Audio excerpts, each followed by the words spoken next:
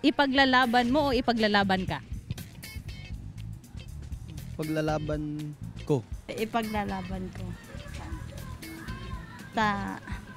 Para po sa gabos, gigibuhin ko sa iya.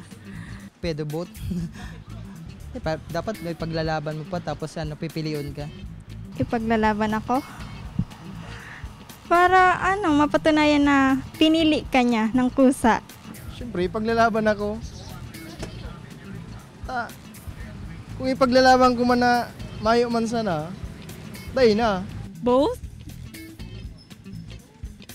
Para patas ang laban. Sir, ipaglalaban ka o ipaglalaban mo? Ipaglalaban ko. Ma'am, ipaglalaban ka o ipaglalaban mo? Ipaglalaban ko. Dahil po, pag mahal mang isang tao, ipaglalaban mo. Sir, ipaglalaban ka o ipaglalaban mo? Ipaglalaban ka. Kasi mas maganda yung ipaglalaban ka.